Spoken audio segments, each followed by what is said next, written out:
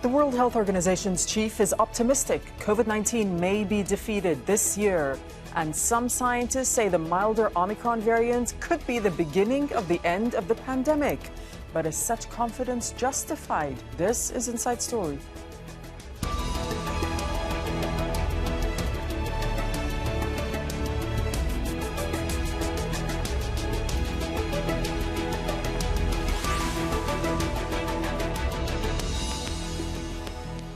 Hello and welcome to the program. I'm Darine Abougaida. It's now the third year of the pandemic. COVID-19 has infected nearly 300 million people and killed 5.5 million. Numbers of infections are breaking records almost every day across North America, Europe and Asia. The Omicron variant is behind much of that surge. Scientists in Britain believe a person sick with the strain can infect 3 to 5 others, far more than with the Delta variant. Now, the World Health Organization warns the two variants could combine and cause what it calls a tsunami of infections around the world. Despite this, the Director General believes the pandemic can end this year if countries work together. But I still remain optimistic that this can be the year we can not only end the acute stage of the pandemic, but we also chart a path to stronger health security. Building on the successes and failures, we must not only share vaccines faster and more equitably with COVAX and AVAT, we must support countries in manufacturing and rolling them out to everyone. And access to new treatments must also follow. Well, since its discovery in southern Africa in November, many studies have found the Omicron variant causes milder disease than others. Admissions to hospitals in the US, UK and Denmark are lower than during previous waves, and South Africa says it may have passed its peak. Some scientists believe Omicron will displace Delta and become endemic like the seasonal flu, but others are more cautious, as Kamal Santamaria explains. You may have heard Dr. Tedros, the head of the World Health Organization, talking about the twin threats of Delta and Omicron. But whether it's a twin threat to you in your particular part of the world, well, that depends. I'm going to show you some maps, first of all, from Our World in Data. The red map is showing Omicron infections, or at least where Omicron is more prevalent. Pretty easy to see, and no surprise that down in South Africa, that's where we first saw Omicron, also Australia, India and Russia. But I would draw your attention to Europe. Have a look. The UK, yes, we know there is a prevalence of Omicron in the UK, but the rest of Europe is not as badly affected. It is dealing with Delta. Change to the blue map, and actually I'll change back and forth. Have a look at the change across Europe between the Omicron and the Delta maps. You can see there is a lot more Delta to deal with in Europe as there is in South America and parts of Southeast Asia. Now, just to give this a slightly different take, I've chosen 9 different countries here, and we're looking at their share of different infections. The red is Omicron, the blue are Delta infections. So starting at the top, South Africa has got a rate of 96% Omicron. Now, maybe that's a good thing, having more cases of the milder variant. Further down the list, let's look at the United States, for example, here, which has sort of got a 60-40 split between the two. But I think what's interesting, and I'm going to try to draw a box around all of them here, are these European countries. Italy, France and Germany with rates of 80 to 90% of Delta. The more concerning variant, if I can put it that way, of COVID-19. And maybe that's why their restrictions are a little bit tighter in those sorts of countries. The question now is Omicron perhaps the lesser of two evils?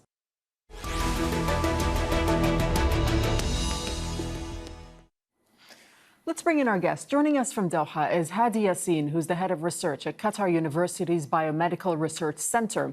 Over in London is Oksana Pizik, who's the lead at University College London's Global Citizenship Programme on outbreaks of infectious diseases. And joining us from Bengaluru in India, Prasanna Saligram, public health researcher and member of the People's Health Movement. Welcome to the program. Thank you for speaking to us on Inside Story. Hadi Yassin, you heard the Director General sounding pretty optimistic that the pandemic can end this year if, he's saying, countries work together. We've heard this call for global solidarity before. So is his optimism justified or is it misguided? No, I assume this is based on scientific facts, based on two main facts, if we can say. Number one, that the vaccine rate is increasing in multiple countries, and we know that the vaccines are effective, especially if the people are taking the third dose. We know that the third dose can provide some kind of protection, if not necessarily from the infection, but at least from severe illnesses, even against Omicron variant.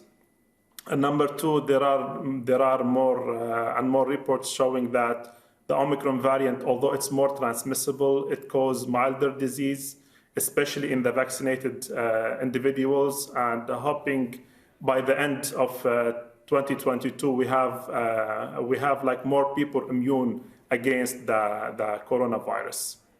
Okay, Prasanna Saligram, the WHO chief was also warning that narrow nationalism and vaccine hoarding, according to him, by some countries, have undermined equity and created the ideal conditions for this new variant, the Omicron variant, to emerge. Do you agree with that? And how do you think the vaccine hoarding has allowed Omicron to emerge?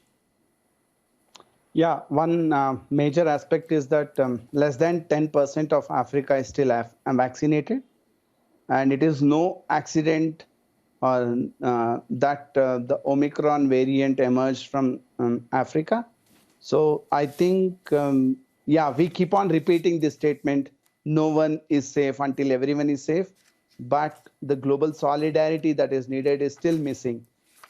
Even after 2 years of pandemic, we are not seeing the sort of global cooperation that is needed for wide dispersal of vaccines and administration of vaccines throughout the world. But can you definitively say, Africa, right, Prasanna, just on the point that you were mentioning a moment ago about the Omicron variant emerging from Southern Africa, can you definitively say that the Omicron variant, the strain, is linked to vaccine inequality?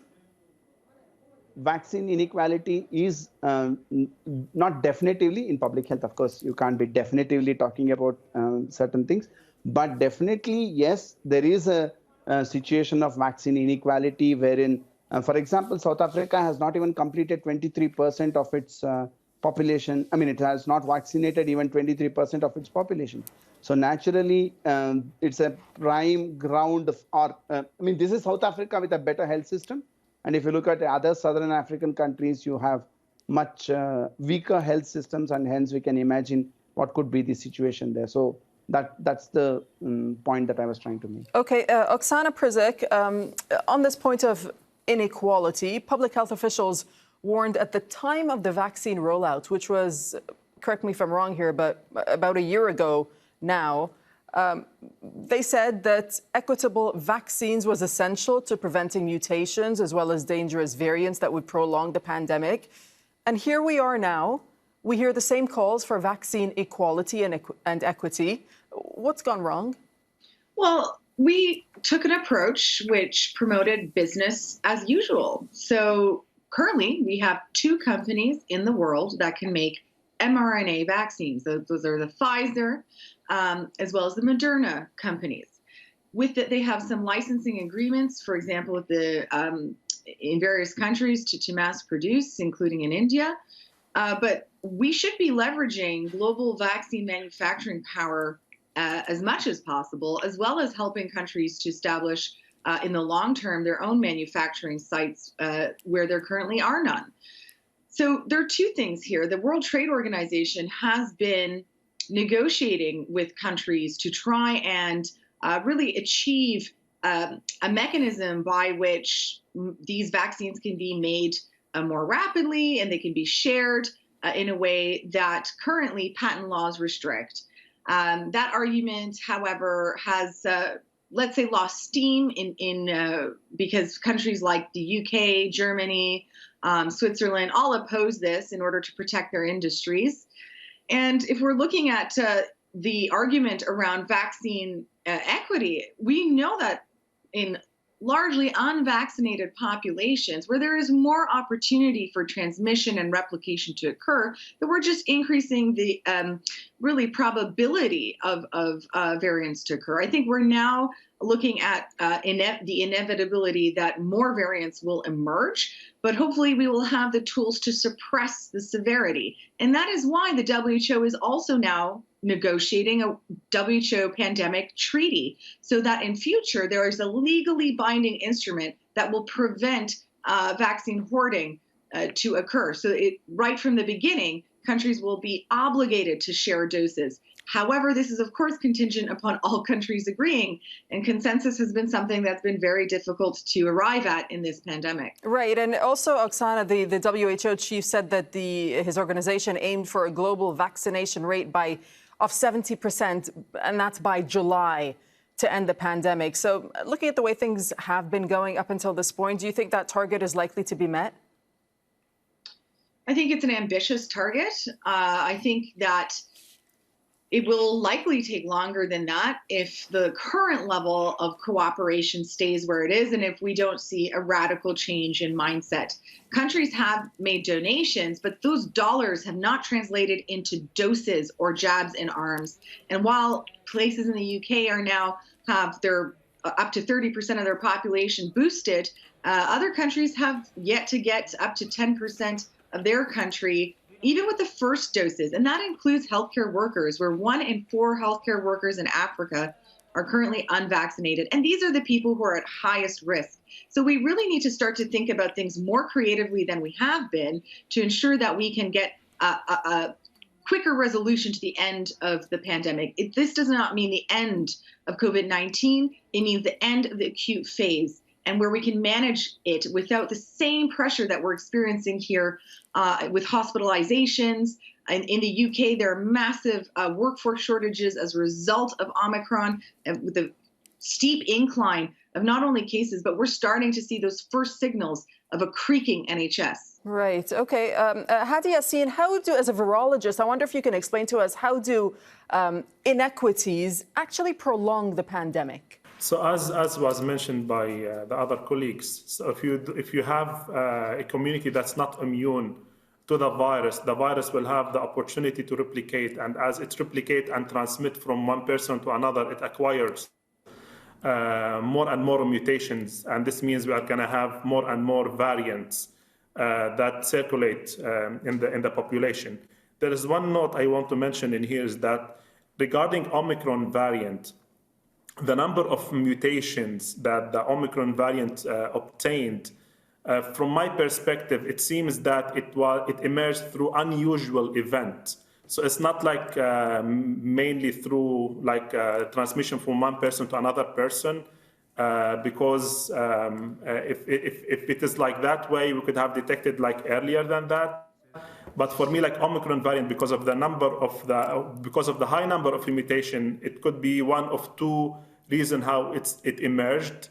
It's either it's transmitted to animals and came back to human, or it has been evolving through immunocompromised patients like HIV. So in terms of Omicron variants, I don't think the vaccine shortage in certain regions have led to the emergence of Omicron variants. So what you're saying is, if inequalities in vaccine access continue, then, Hadi, we will continue to see mutant strains of this coronavirus? Yes, because if you are immune, even if you are infected with the virus will not replicate for a long period of time. So it will replicate for a longer period in non-immune people, and that will give it the chance to mutate. And as transmit from one person to another, the mutations will be acquired and become stable in these variants. And if you are immune, then the virus have less chance to replicate for a longer period of time and less chance to mutate. It's still going to mutate, but the mutation rate will be much lower. Okay, understood. Prasanna, I'm going to ask you to respond to what Hadi said, because I saw you nodding along. And also, I'd like you to tell us, because we hear a great deal about the situation across Europe, and we've spoken about Africa as well. But what is the situation in Bengaluru, where you are, when it comes to the Omicron variant? Yes. First, I'll answer the second question. Sure. We are going through a phase wherein we are having rapid increase in cases. In the last 4 days, our COVID count has gone up 4 times. So we were at 5,000 till about 5 days back, and now we are at 27,000 cases. So there is a rapid increase in the number of cases. So that is the ground situation. We have vaccinated almost 90% with 1 dose, but 60% of eligible population I'm talking about with both the doses, and we have fallen short by about 40% in vaccinating. So whatever I'm talking about in the global scenario, it has also played out in India in the sense that only 2 companies and the Indian government did not break the monopolies.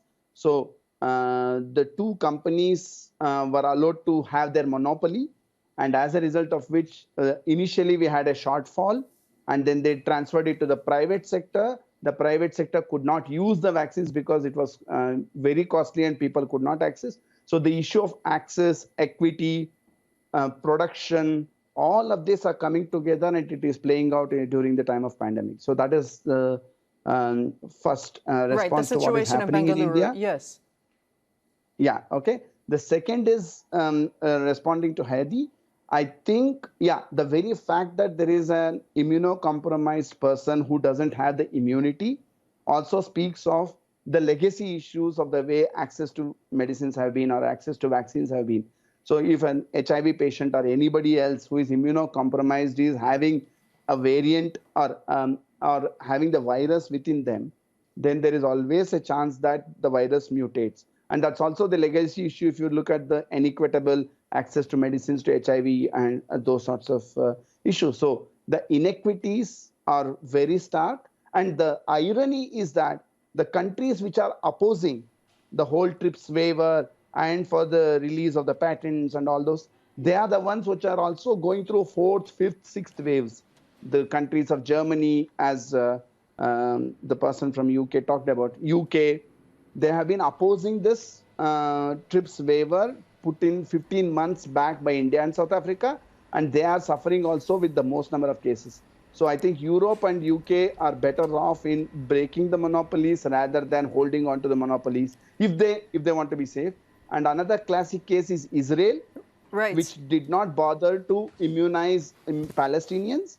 So there was vaccine apartheid. Other than vaccine inequities, you had vaccine apartheid also being followed, as a result of which Israel is forced to do 4th booster dose. Okay, and on that note, Oksana, let me bring you in. Exactly, on that point of boosters, the WHO also, he did criticize some nations for conducting sort of blanket booster programs, as he called them, while other states remain largely unvaccinated. So there is this view by some of the wealthier nations that the booster shot programs will perhaps find their way, it'll help them find their way out of the pandemic. I mean, can they boost their way out of this pandemic? And how likely is it that it actually achieves the opposite effect? Well, certainly multi-layered levels of protection are going to be the most effective. Relying on the vaccine alone is partially why some countries have a much higher 4th, 5th wave impact on their healthcare system than others. Boosters, however, we need to be talking about them as because at this point with Omicron, unlike other variants, there is a huge amount of breakthrough infections occurring. So 2 doses, clearly not enough to really prevent the level of impact on hospitalizations. So again, in the UK, it's early days. We're very early in the wave compared to South Africa, where we saw that it's peaked. But there are cautions about comparing the UK too closely because they had previous built-up immunity from other variants, and they have a younger population. So in that instance, it is necessary in this case for us to ensure that boosters are delivered alongside other doses. But and here's the thing, the UK... Apologies, but the UK, I mean, data out of the UK very recently suggested that protection against Omicron starts to wane after 10 weeks after that booster vaccination. So does this suggest to you then a fourth jab is imminent, Oksana, and perhaps a fifth jab? Well, what we did see is a drop in antibodies, but there is also studies being done on T cell and B cell protection, and that cross-reactivity, which shows that there will still be levels of recognition within the body to help fight off the pathogen. So I would say that although we have some waning, the point now is that it's still quite effective in reducing hospitalizations. And that is really the most important aspect around the vaccination program in the era of Omicron, is to reduce symptom severity. So even if there is a waning effect with antibodies, which we are seeing with boosters, it may not necessarily mean that a fourth dose is needed. Israel is acting on very early data in this instance, and the WHO has recommended on waiting for a stronger evidence base before proceeding with that. But we need to be making sure that while we have a booster program rolling, that this doesn't detract from vaccinating other regions of the world. So it has to be and there are mechanisms for that to happen. It just needs the appropriate cooperation and less politicization around distribution, as well as some really practical on-the-ground things. So we need technology transfer, as well as ensuring that we have support with supply chains and other practical aspects to ensure that syringes are in appropriate supply, supporting workforce. It can't just be handing over a blueprint. There needs to be a full package or a suite of solutions to ensure other countries can get up to speed with it. Hadi, just to pick up on what Oksana was saying, I wonder if you can weigh in on this situation here, because we also know that there have been reports, in fact, that Nigeria, for example, had thrown out 1 million vaccines because they had expired. So are some African countries getting the leftovers, so to speak, and how do you change that? So this is more into politics. I'm not sure if I can comment too much about it. For me, there is kind of obligations on wealthy nations to support unwealthy nations in terms of vaccines. Right. And one thing I can point out is that maybe some of these African countries are getting, let's say, second or third level vaccines rather than the best vaccine, which are like the messenger RNA. But I really cannot comment too much about this subject. It's something between nations. Okay, let's take it to Bengaluru then. Let's take it to Bengaluru. And Prasanna, would you like to weigh in on this? Yes, we should talk politics. And the whole vaccine inequities are about politics. For example, there was a recent paper which showed that there are about 100 companies around the world, including African countries, where mRNA vaccines could have been manufactured on a ramped up scale. But we are seeing nowhere that it is happening. On top of it, we are fattening the purses of the ones who also, incidentally, Moderna got the money from public exchequer of United States of America to manufacture the mRNA vaccine, and they are the costliest vaccine. So we need to talk politics. We need to talk about global health governance. Right, and it's not only that, as Oksana was saying, Prasanna, also, it's not just the shortages of the vaccine, but in fact the logistics. So once the vaccines arrive into countries, there are issues with distribution. There's issues with vaccine hesitancy as well. When have they arrived? When have they arrived is also the politics. So they might have been arriving very late. Of course, there are health system deficiencies, which we all know in African countries. But beyond that, actually, there are papers which show that, for example, the whole supply of vaccines have been delayed by the global mechanism that was put up, and for which the African countries even received the vaccines late, by which time they could, they were not given prior intimation, they were not given a preparatory time, nothing, and the vaccines landed like that. So there are issues, multiple layers of issues. But one of the things that we have to talk about is, if there were to be enough supplies, then we would not have had so much of bottlenecks everywhere. So. Right. That'll take a whole other show, but we have to leave it there. We've run out of time. Let's hope the WHO chief is correct when he's optimistic this year can be the end. Thank you so much for joining us, Hadi Yassin, Oksana Pizik, and Prasanna Saligram. We appreciate your time and your thoughts. Thank you for watching. You can see the program again anytime by visiting our website, aljazeera.com. For further discussion, you can go to our Facebook page. That's facebook.com/AJ Inside Story. You can join the conversation on Twitter as well. Our handle is AJ Inside Story. From myself and the whole team here in Doha, thanks for watching and bye-bye for now.